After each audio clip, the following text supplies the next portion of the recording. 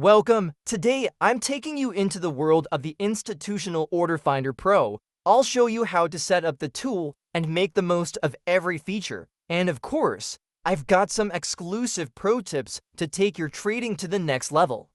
Stay tuned, it's gonna be exciting. Let's get started. First, I open the settings. At the top, you'll find the General Settings section, where you can specify whether the mitigated order blocks and breaker blocks should be displayed. By the way, later on I'll occasionally use the abbreviations OB for order block and BB for breaker block. Here you can see the order blocks that have already been touched, the so-called mitigated areas that are now invalid. Yellow lines mark these order blocks, while blue lines display the already mitigated breaker blocks. You can easily toggle the view on or off. Sometimes it takes a bit because the whole process operates as a cloud service. The calculations are done in the cloud, and the results are sent to your computer to be processed, so there can be delays at times. I've decided to display the order and breaker blocks as lines, precisely at the point I call the equilibrium, which is the 50% level of an order block. In my opinion, that's the strongest level. As soon as it's touched or mitigated, the order block is invalidated. From that moment on, it no longer appears in the live view, but is shown only as a yellow line, so you instantly know that this order block or breaker block has already been used. Now, I'll explain the Show OBs function. That's the option to display order blocks. If you set it so that all order blocks are hidden, only the breaker blocks will remain visible.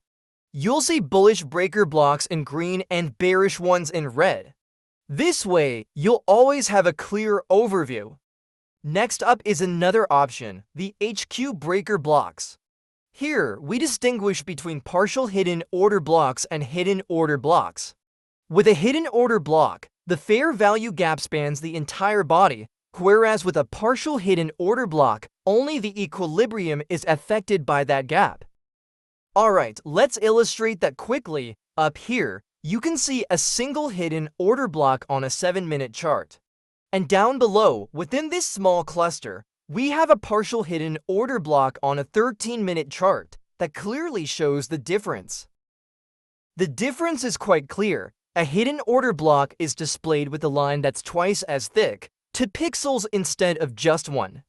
This instantly shows you that this block is stronger since the entire body is traversed by a fair value gap, more liquidity, more power.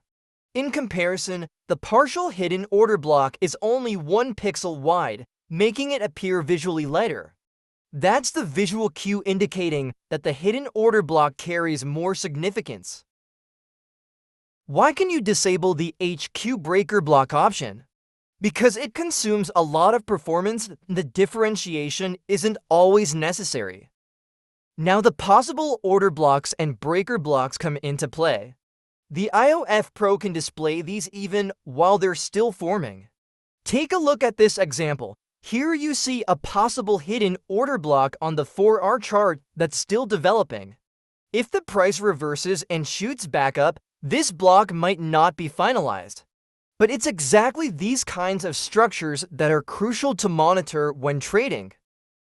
Here's a handy option. You can choose whether to extend the order blocks across the entire chart to the right or just view them locally. For breaker blocks, it's consistent. They're always extended to the right. This is purely a visual setting, so you can adjust it to your liking. Let's move on to the next function, the performance options. Here, you can set how many candles or bars you want to look back to identify order blocks or breaker blocks. This way, you can fine-tune the search to perfectly match your trading strategy. The more bars or candles you select, the longer the calculation takes. At higher levels, it's possible that the indicator calculates nothing at all, simply because there's not enough processing power available in the cloud or the time slot is too short. If that happens, reducing the number of bars should help.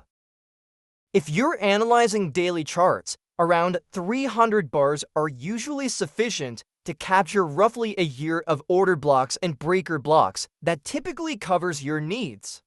However, when working with minute charts, you might run into limitations since there are fewer candles available. In such cases, you may need to reduce or adjust the number of bars to ensure you always have enough data in view. If you set many candles, you obviously can't look back indefinitely. You need to decide exactly what you're analyzing. Sometimes it's worth taking a top-down approach and marking key structures so they remain visible even on lower time frames. Keep that in mind. Next, you'll set how many lines should be displayed per time frame. TradingView offers a total of about 500 lines. We're trying to identify order blocks on all time frames here. That's why you set an upper limit for the maximum number of order blocks to search for. The problem is you'll find a lot more order blocks on lower time frames than on higher ones. From my extensive backtesting, I've found that 22 is a really optimal value. It gives you a good balance without cluttering the chart with too many lines. Now let's move on to rendering. Here, you can set the engulfing engine, the mechanism that decides whether an order block gets displayed or not.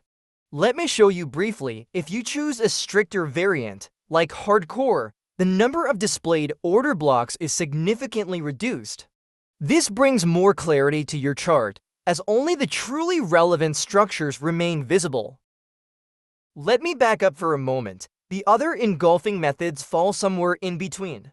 But if you're specifically focused on breaker blocks, then easy engulfing is really recommended.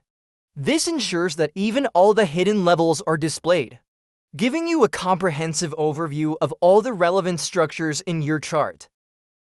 So there are some traders who are really successful with breaker blocks, even if their engulfing is sometimes pretty basic. Strictly speaking, that might not fully align with the classic definition of a proper engulfing, but those rudimentary approaches can reveal hidden liquidity that can be gold for some traders. On the other hand, if you're specifically searching for order blocks, I recommend using the hardcore variant. This offers more clarity on your chart, and the best part is that the cluster structures usually remain intact, whether you choose easy or hardcore.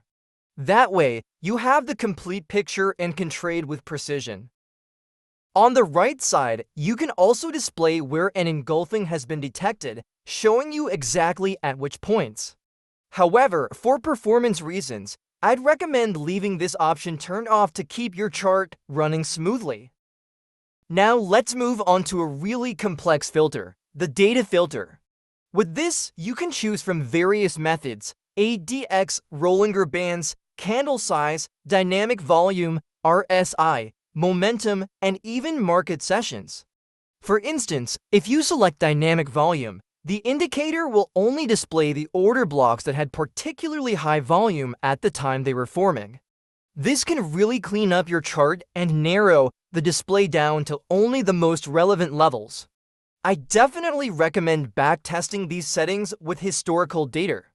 That way, you can see how the filters performed in the past and get a better idea of how they might react in the future. For fine-tuning, just scroll further down in the configuration. There you'll be able to adjust each filter in more detail. It does require a bit of experience, but don't worry, I plan to dive deeper into this in some detailed tutorials later on. Continuing with external data, here, you can integrate external data sources to display their breaker blocks and order blocks directly on your chart. Instead of relying solely on the data of the current symbol, you could, for example, fetch the USDT dominance data and map it onto your chart. This gives you extra perspectives and lets you analyze the market from different angles. Really handy, right? There's so much you can do with it. For example, you can integrate Bitcoin order blocks from altcoins or, like with the USDT dominance, pull in order blocks from other markets into your chart. Especially interesting, the USDT dominance is an inverse chart. Suddenly, the roles flip, the resistance appears in green at the top, and the support in red at the bottom. This gives you a completely different perspective and can help you gain even more insights into the market. You just need to know exactly what you're mapping. It has to make sense, or it won't be effective. So if you're incorporating meaningful data from altcoins or Bitcoin, you can achieve great results and trade strategically with these order and breaker blocks. Let's move on to the cluster settings. Here, we consolidate multiple order and breaker blocks into clusters. This improves clarity and creates a stronger confluence, especially when several blocks gather in a specific area across different timeframes. First, you can decide whether clustering is enabled or disabled. If it's turned off, the labels may overlap, making it difficult to discern which order blocks belong to which timeframe. When you enable it, the labels are neatly arranged side by side, keeping everything clear. Additionally, there's the merge cluster option. This lets you combine clusters that are very close together so that they appear as one large cluster. It makes the chart even more organized, particularly in areas with a lot of order and breaker blocks. Then there's another cool option, hide all OBs. This simply hides the order blocks to keep the chart cleaner.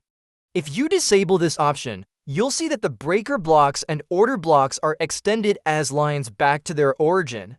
So you can see the complete structure of the order blocks. And if you enable hide OBs plus BBs, both type S will be completely hidden. Only the pure cluster structure remains from the current candle onward, extremely minimalist and clean. This is especially useful for higher time frame analyses when you're working with other indicators. Now let's move on to the fine-tuning settings that affect the cluster size. These include the ATR, the threshold, and the time. Personally, I usually recommend just adjusting the threshold, as that's typically enough in most cases. For example, if you set it to 0.3, the clusters become smaller and more finely resolved. Increase the value and the clusters consolidate more generously, like here, where a single cluster is split into two subclusters. With a threshold of 1, the clusters appear very large, merging into a massive supercluster. Ultimately, it's a matter of personal preference, and it's worth experimenting with backtesting to see what works best for your trading style. The system was designed so that clustering works quite uniformly across different symbols. With these settings, you'll be well equipped no matter which symbol you're analyzing. You won't have to adjust the cluster settings for every single one. Below, you'll also find options to customize the labels, allowing you to tailor your chart exactly to your needs. If you select the Show Total Timeframe option, individual order blocks are no longer displayed. Instead, the seconds of all order and breaker blocks are summed up. This gives you an immediate sense of how strong the overall cluster is. It provides a quick overview of the market structure and can be really helpful in better assessing cluster dynamics. Now, this might not be ideal for every smart money concept trader, but some folks really like this view, so I've included it here. This way, you have the flexibility to choose the display that works best for you.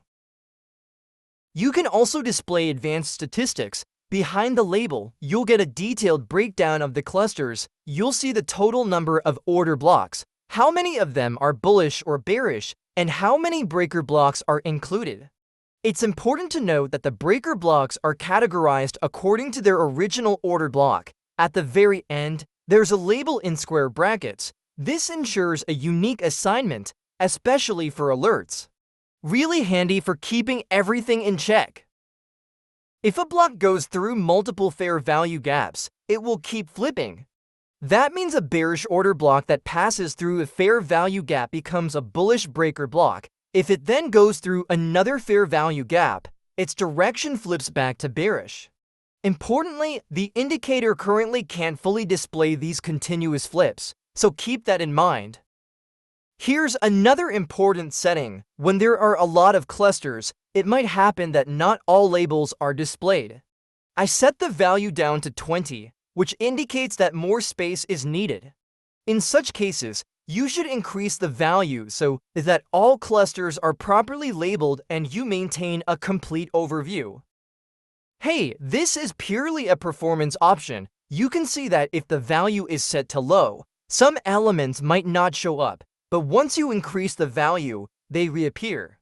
It's all about finding a middle ground that works well in terms of speed and performance. Depending on the time frame you're working with, there might be more or fewer clusters, so you need to choose a balanced setting to keep your chart running smoothly without missing any crucial information. Okay, next I'll re-enable the mitigated order blocks and breaker blocks and temporarily disable clustering because now we're focusing on the labels. Let me explain the difference in display options. In the first setting, the labels are shown exclusively on the currently active timeframes, that is, at the current candle. You can easily toggle these labels on or off. Right now, they're off. I'm turning them on so you can see the effect right away. Here, you can easily adjust the offset of the labels. For example, if you shift them 25 candles to the right, they'll appear 25 candles further to the right than the current candle. This gives you more clarity and flexibility, so you can tailor your chart perfectly to your needs. Now, moving on to the next option, the size of the labels.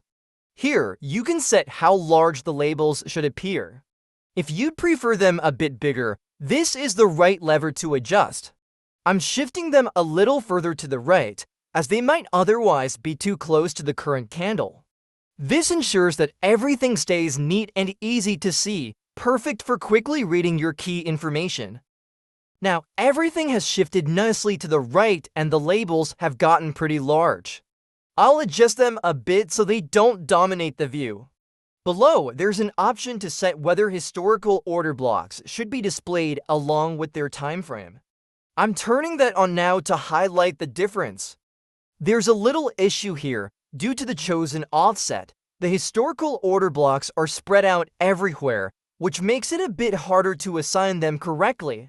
We might need to fine-tune this a bit further to make everything clearer again. I'm resetting the offset back to 5. That makes it clearer. Now you can clearly see which time frame is displayed for the historical order and breaker blocks, perfect for keeping everything in view. When I re-enable clustering, the display changes slightly. The current labels disappear since they don't really make sense within the clustering framework. But the historical order and breaker blocks keep their labels. No clustering is applied to historical data, partly for performance reasons.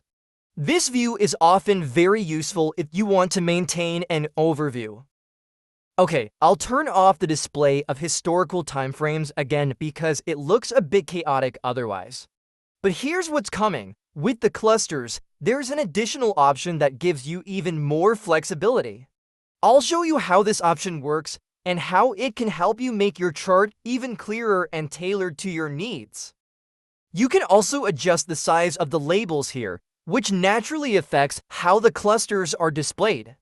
I'm going to make the labels a bit smaller and disable clustering again so I can explain the next function in more detail. Here you can see the stop loss area. You can also set an offset. I'll set it to 100 so that the positions are a bit more spread out. Additionally, I choose an offset of 150 to really space everything out. These stop loss labels indicate potential stop loss points when you enter a trade, and they always align with a specific order block. For example, take a look at OB5, which is at 96,527. Corresponding to that, you'll find a stop loss area. In this case, it's this one. If I were to enter a trade, it would look like this. Although this level is just an example and isn't necessarily an entry point, I would place my stop loss at the lower edge of the stop loss label. The key point is the midpoint, which points to the low or high of the left candle of the engulfing candle. Depending on whether it's a long or short position, meaning at the lower or upper wick. It has proven to be a very reliable stop-loss point in numerous backtests. If this level is broken, the trade becomes invalid, and that's been proven in backtests. That's why we always place the stop loss a bit below for long trades and a bit above for shorts to give you a proper buffer. It's important not to set your trades too tight, so you aren't unnecessarily forced out. In this example, the trade is pretty small anyway, but the principle stays the same. The buffer protects you if the market briefly dips into negative territory. I wouldn't take this trade myself, but as an example, it's ideal because the stop loss is very close to the trade. It nicely demonstrates how tight you can set your stop loss to exit quickly if there's a break. The stop loss function only gives recommendations. Please test it thoroughly before using it, as it may not behave as expected depending on the asset and its liquidity. You always need to keep in mind that breaker blocks should be viewed in relation to their original order block. Even though they might look a bit different, they're ultimately based on the same foundation. That's why it's important to keep the original in view to accurately interpret the market. When a breaker block flips, its orientation changes. A bullish order block becomes a bearish order block. This means that the entry shifts from a long to a short position. Currently, this isn't taken into account, but the feature is already on the roadmap and will be implemented in future versions. This will make the indicator even smarter in responding to these dynamics. Okay, now let's move on to one of the core features, the single and multi-time frame management. In the first setting, you can activate the single time frame mode. Just check the box, and the indicator will switch to single time frame mode, showing all the data only for the currently selected time frame. It's really handy if you want to focus on a specific time window. Next to that, you can choose whether to keep the display on the current chart or to show information from a higher time frame. This gives you the flexibility to see exactly what you need, whether you're focusing on a specific time frame or want a broader overview. It's important to know that order or breaker blocks can't be displayed on a lower time frame. For several reasons, it just doesn't make sense. But I'll cover that in a separate video later. In short, if you want to see order or breaker blocks, you should use a higher time frame to get the full picture. Now, I'm switching back to multi-time frame mode. Here, you have the option to choose which time frames you'd like to view. And it's super flexible because you can configure up to 38 time frames freely. This gives you a comprehensive overview across various time levels and helps you analyze the market even better. It's really handy if you want to see multiple perspectives at once. It's important to note that the time frames you want to configure must be available in your TradingView favorites. If they're not preset, you unfortunately won't be able to add them. This ensures that you're always working with the available time frames. It can happen that when you first install the IOF Pro, many time frames are missing, and that's because they aren't preset as favorites in TradingView. So it's important to make sure that you have your desired time frames added to your favorites beforehand.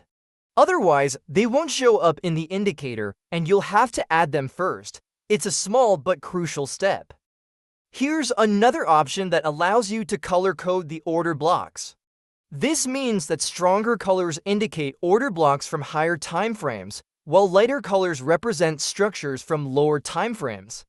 This way, you can instantly see which areas on the chart carry more significance. Really handy for keeping track of the overall picture. Here, you can observe a great reaction. While I'm recording this video, Bitcoin has just dropped significantly and reached the large cluster, where the downtrend was stopped. This demonstrates how powerful such clusters can be in the chart and how they act as potential support or resistance levels. It's truly fascinating how the market behaves sometimes, isn't it? What's also interesting, when there are large gaps between clusters, those gaps often act as resistance. In contrast, if the clusters are very tightly packed, the market is usually broken through. In this case, that's exactly what we see. Bitcoin came to a halt at this cluster because a clear gap was acting as resistance. It's really fascinating how the market reacts. The next options focus on fair value gaps and fair value gap blocks. Here, you have the choice to enable or disable fair value gap locks, giving you extra confluence. Plus, you can decide whether to display the fair value gaps as well as the invalidated fair value gap locks. This way, you can make your chart even more detailed and clear, and better identify areas where the market might face resistance or support. It's really handy for getting an even clearer picture of what's happening in the market. There are a few more options that I won't go into detail on right now. Those would fill an entire video by themselves because they're quite complex. Additionally, you can enable Fibonacci support lines. Let me show you briefly. You have several options to influence the values or the level at which these lines are aligned. However, I plan to explain that in more detail in a separate video. This way, you'll have the flexibility to customize your chart even further and keep it as clear as possible. Now let's move on to the alert section. Here, you'll find various alert options that I'll explain in more detail in a separate video. The configuration can sometimes be a bit tricky. But don't worry, we'll walk through it step by step so you know exactly how to set up your alerts optimally. You can adjust the colors for the various elements in the graphics settings. That's pretty self-explanatory. But if you want to dive into more detail, I could also make a separate video on that. In the graphics settings, you can specify whether the lines are displayed as solid, dashed, or dotted. This gives you the ability to customize the display even further, for example by highlighting or separately displaying lines from other timeframes. For all the details, I recommend taking a look at the written manual. Everything is explained in detail there. In the calculations section, there are a few more settings that are geared toward advanced users. A good example is the look-ahead function. With this, you can determine how data from higher timeframes is represented on lower timeframes. It's a special function in PineScript that you can toggle on or off. And depending on how you configure it, the results might vary. Really exciting if you want to delve deeper into the subject. Likewise, there's the gap merge, a function that's really more for experts. The debug function is also pretty self-explanatory, but it's mainly intended for advanced users. So if you're new to this, you don't need to worry too much about it right away. You can always dive into it later when you want to explore things in more depth. Another important setting is the filter historical line smaller than X bars. For example, if I enter a value of 100, suddenly a lot of these lines, specifically the yellow lines, disappear. Just keep in mind, I'm simply hiding the shorter, less significant lines so that there's more room available for other, more important calculations. This function can also be a bit tricky. For example, if a new order block gets mitigated and isn't very large yet, it might suddenly disappear. That can lead to some confusing results, so always keep that in mind. This function is really just meant for debugging, so it's not crucial. What's more important is keeping an eye on the number of fair value gaps you display. If you set that number to high, other elements like clusters may not be displayed correctly. TradingView has the limitation. Both clusters and fair value gaps are rendered as rectangles, and they share a total of 500 rectangles maximum. So the more fair value gaps you show, the less room there is for clusters. Keep that in mind to ensure your chart stays clear and organized. Here's another option, garbage collection. This controls how old lines are cleaned up. I recommend choosing the 1B setting. After extensive backtesting, it turned out to be the most sensible solution. This way, your chart stays clean and performs well. That was just a brief overview. I could tell you so much more and dive even deeper into each topic, but I don't want to overwhelm you in the first video. Later on, there will definitely be more videos where we'll explore each function in greater detail. Exactly, now you have a solid foundation.